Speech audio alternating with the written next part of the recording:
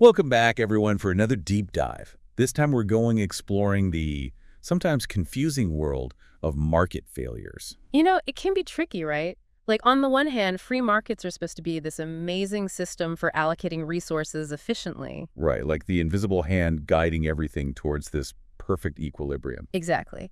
But then you look around and you see all these situations where the market doesn't seem to be working quite right. Yeah, like pollution or healthcare costs or that feeling you get when you're stuck in traffic and you think like, why isn't there a better way? Right.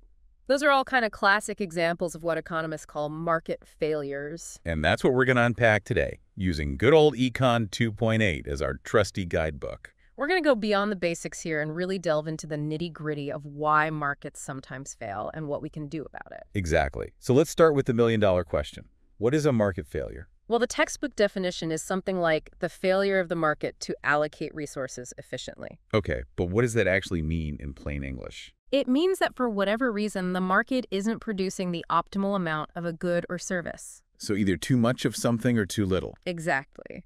And that leads to a whole bunch of problems like inefficiencies, waste, and even social injustice. Okay, I'm starting to see the big picture here, but can you give us a concrete example? Sure.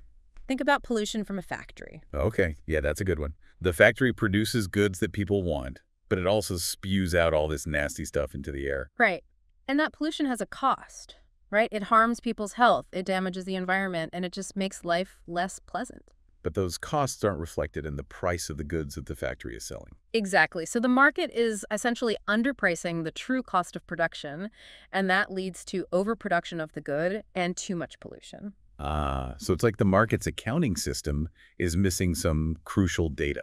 That's a great way to put it. The market's not taking into account all the negative externalities, the spillover effects that harm people who aren't directly involved in the transaction. Okay, externalities. Yeah. That's another one of those econ buzzwords that I always hear but never fully grasp. We'll definitely dive deeper into externalities later on, but Yeah. for now, just think of them as those hidden costs or benefits that the market doesn't naturally account for. Got it. So externalities are one reason why markets can fail. What are some other culprits? Well, our source material, Econ 2.8, lays out a whole smorgasbord of potential market failures. Hit us with some highlights. Okay, so we've got imperfect information where buyers or sellers don't have all the facts. Like buying a used car and not knowing if it's a lemon or not. Exactly. Oh. And then we've got public goods, things like national defense or clean air, that are difficult to provide through the private market. Because it's hard to exclude people from benefiting even if they don't pay right. Right. And then there's the overuse of common resources like overfishing or deforestation. The tragedy of the commons, right? You got it. Yeah.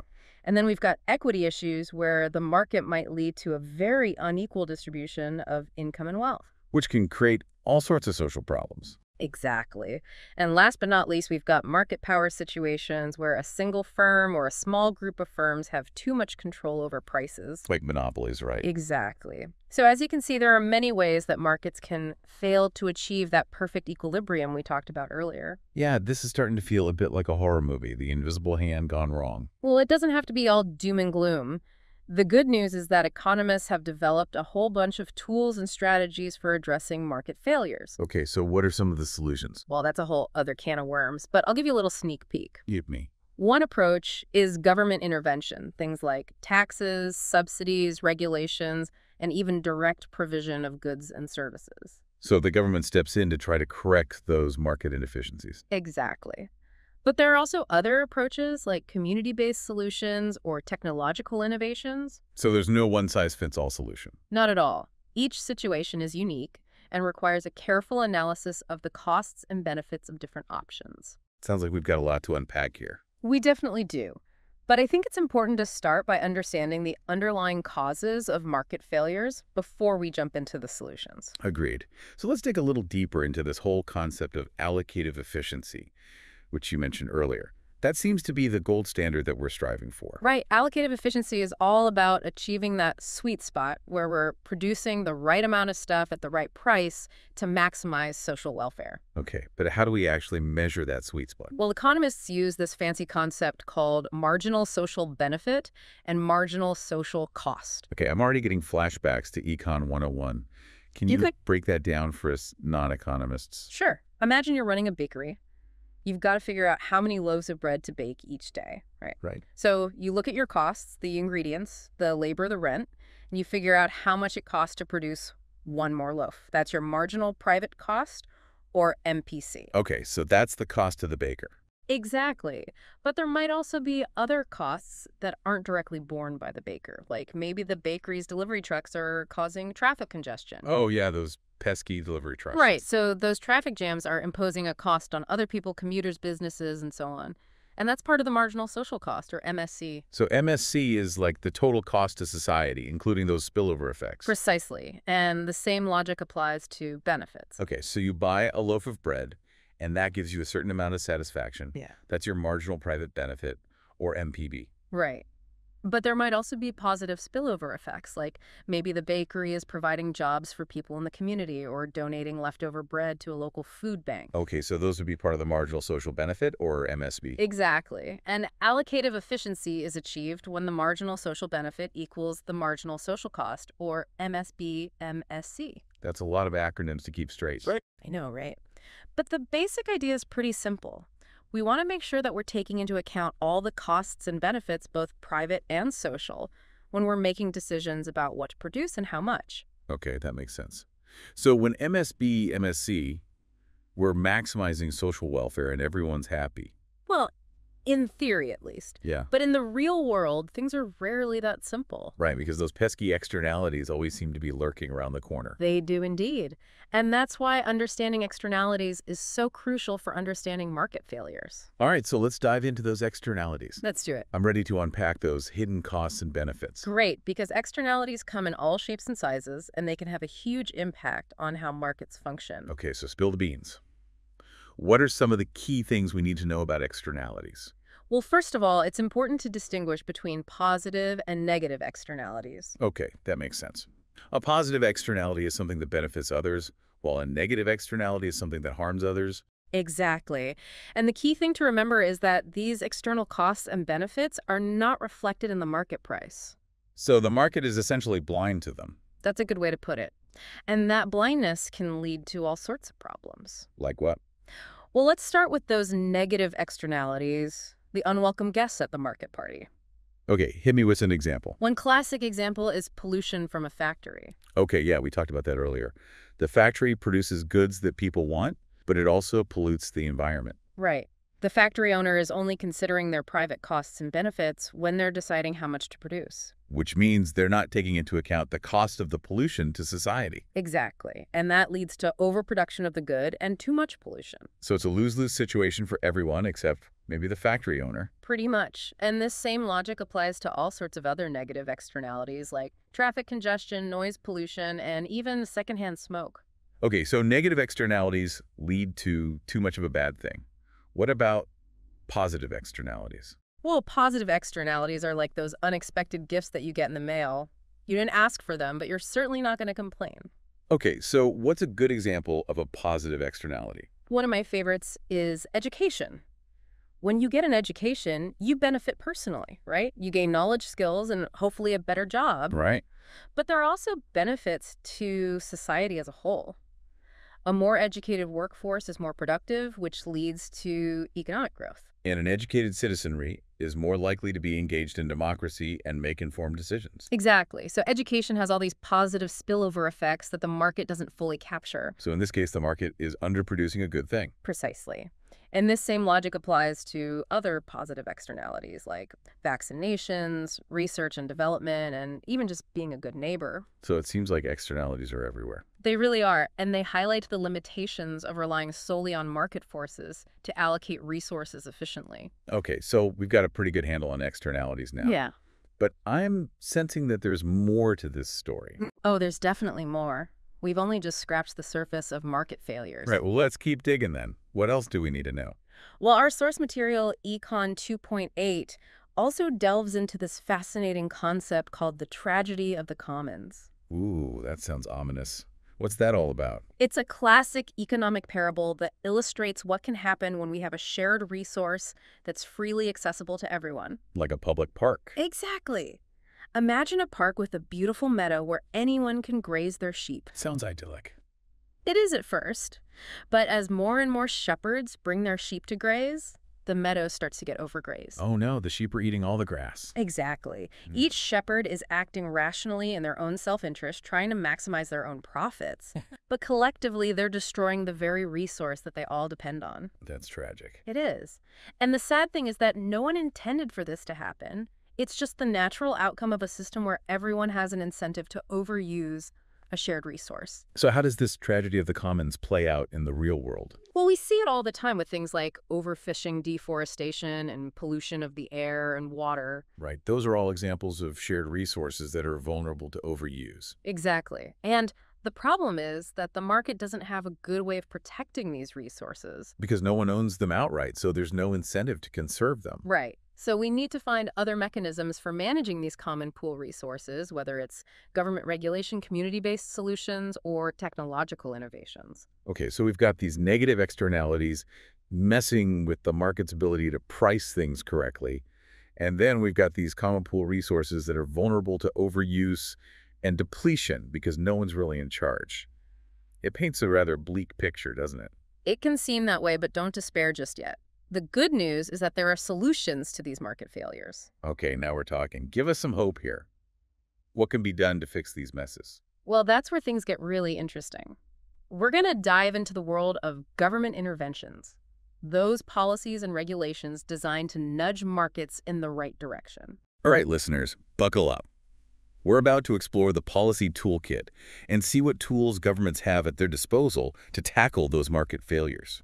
All right, so let's pick up where we left off. We were talking about those pesky negative externalities. Right. Those spillover effects that harm others who aren't directly involved in a transaction. Exactly. Like our factory example. The factory owner is making a rational decision to produce goods. Yeah, they're trying to maximize their profits, right? Exactly. But they're not taking into account the full cost of their actions. Because they're not paying for the pollution they're creating. Right. The cost of that pollution is borne by society as a whole. So it's like a hidden tax that we all pay. That's a good way to think about it. And this same logic applies to all sorts of negative externalities. Like what? Well, traffic congestion is a classic example. Each driver is making a rational decision to use the road. Yeah, I got to get to work somehow. Right. But collectively, all those individual decisions lead to traffic jams. Which waste everyone's time and money. Exactly. And then there's noise pollution. Like my neighbor's dog barking at all hours of the night. Right. Or that construction site across the street that's been hammering away for months. Ugh, it's like they're drilling into my brain. And then, of course, there's secondhand smoke. Yeah, that's a nasty one. Yeah. You're just minding your own business and suddenly you're breathing in someone else's toxic fumes. Right. And the smoker is not paying the full cost of their habit. Because they're not the only ones suffering the health consequences. Well, exactly. So negative externalities are all around us, and they can have a significant impact on our well-being. Okay, so negative externalities are bad news. But what about those positive externalities? The ones that make the world a better place. Ah, yes. The unsung heroes of the market. Okay, so hit me with an example. One of my favorites is vaccination. Okay, yeah, that's a good one. When you get vaccinated, you're not only protecting yourself, but you're also helping to protect others. Exactly. Because the more people who are vaccinated, the harder it is for a disease to spread.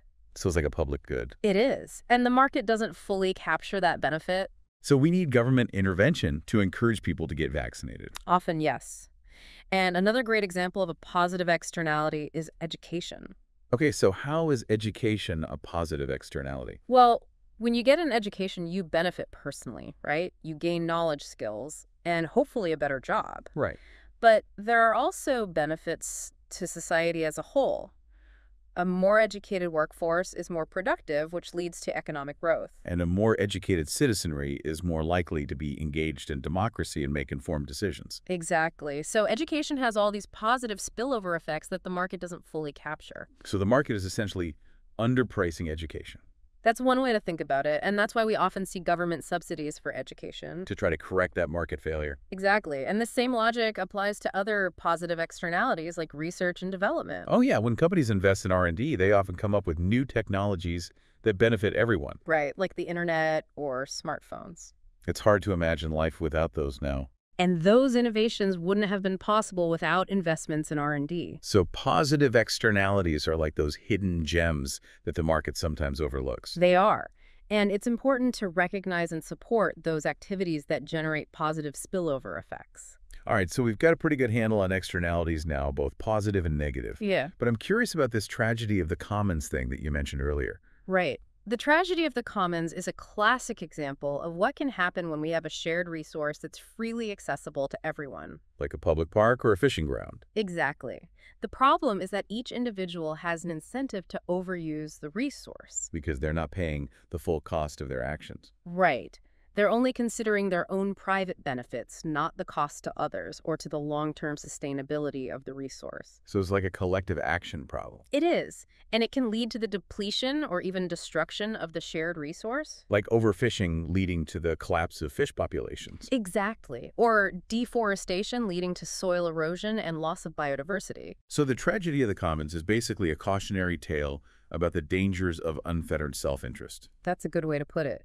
And it highlights the need for some kind of mechanism to manage these shared resources, whether it's government regulation, community-based solutions, or technological innovations. Okay, so we've got these negative externalities messing with the market's ability to price things correctly. And then we've got these common pool resources that are vulnerable to overuse and depletion because no one's really in charge. It paints a rather bleak picture, doesn't it? It can seem that way, but don't despair just yet. The good news is that Econ 2.8 also explores a range of solutions to these market failures. Okay, now we're talking. Give us some hope here. What can be done to fix these messes? Well, that's where things get really interesting. We're going to dive into the world of government interventions, those policies and regulations designed to nudge markets in the right direction. All right, listeners, buckle up. We're about to explore the policy toolkit and see what tools governments have at their disposal to tackle those market failures. All right, so we're ready to open up that policy toolkit, right? Let's see what's inside. Yeah, let's get practical here.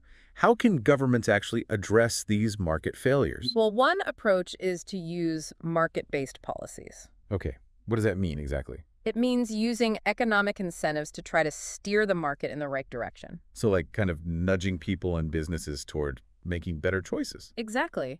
And one of the most common tools in this category is taxes. Ah, yes, the dreaded T word. Well, taxes don't have to be all bad. Remember those negative externalities we talked about? Yeah, like pollution. Right. Well, one way to reduce pollution is to tax it. So make it more expensive for companies to pollute. Exactly. And that gives them an incentive to find cleaner ways of doing business. So it's like internalizing the cost of pollution. That's a good way to put it. Economists call these Pigouvian taxes. Pigouvian taxes. Sounds kind of fancy. They're named after an economist named Arthur Pigou who first proposed the idea. Makes sense. So the idea is to make the polluter pay for the damage they're causing. Exactly. And that way the market price will reflect the true cost of production. Which should lead to a more efficient allocation of resources. Right. Now, another market-based approach is tradable permits. Tradable permits, what are those? They're also known as cap and trade systems. Okay, so how does that work? Well, the government sets a cap on the total amount of pollution that's allowed. So it's like a limit. Exactly. And then they issue permits to companies allowing them to pollute up to a certain level. So it's like giving companies permission to pollute, but within a controlled limit. Right. And the interesting thing is that these permits can be bought and sold. So a company that can easily reduce its emissions could sell its permits to a company that's finding it harder to clean up. Exactly. And that creates a market for pollution rights. So it's like turning pollution into a commodity. In a way, yes. And the idea is that this market-based approach will lead to the most efficient allocation of pollution reduction efforts. Okay, so we've got taxes and tradable permits. Those are the market-based approaches. What about those more direct approaches? Right. Those are called command and control policies. So it's more like the government telling companies what to do. Exactly. Things like setting emission standards for factories or cars. Or banning certain chemicals altogether. Right. Those are all examples of command and control policies. So what are the pros and cons of this approach? Well, the advantage is that it can be very effective in quickly reducing pollution. Yeah, if the government says you can't pollute anymore, then you can't pollute anymore. Right. But the downside is that it can be less flexible and less efficient than market-based approaches. Because it doesn't allow for those kind of win-win trades that we were talking about with tradable permit. Exactly. And it can also be more difficult to enforce. Because you got to have inspectors going around checking up on everyone. Right. So there are trade-offs to consider with both approaches. Okay, so we've got market-based policies and command and control policies. What other tools are in the government's toolbox? Well, another important tool is education and awareness campaigns. Yeah, those public service announcements about recycling or saving energy. Right. Sometimes changing people's behavior can be just as effective as economic incentives or regulations. So it's about raising awareness and appealing to people's better nature, Exactly. And it can be especially effective for addressing those positive externalities that we talked about. like getting vaccinated or donating to charity. Right. Sometimes all it takes is a little nudge in the right direction. Okay, so we've got this whole array of policy tools, each with its own strengths and weaknesses. But are these interventions really effective in solving those market failures we talked about? Well, that's the million-dollar question, isn't it? Yeah, it all sounds good in theory, but does it actually work in practice? Well, the answer, as with most things in economics, is it depends. Oh, I was afraid you were going to say that. But can you elaborate? What are some of the factors that determine whether an intervention is successful? One crucial factor is the accuracy of information.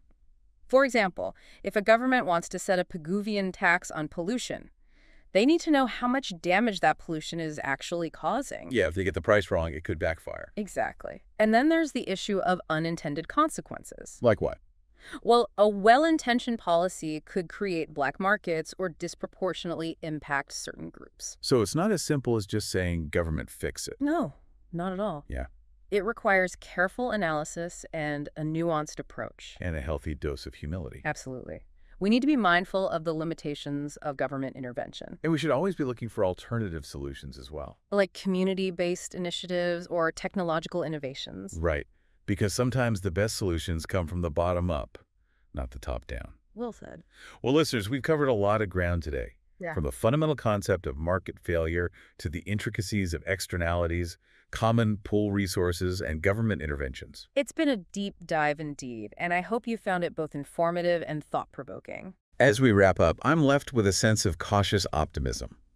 While market failures are a real challenge, it's encouraging to know that there are tools and strategies available to address them. And it's up to all of us as informed citizens to engage in these important conversations and advocate for policies that promote both economic efficiency and social well-being. Absolutely. Thanks for joining us on this deep dive into the world of market failures. Until next time, stay curious.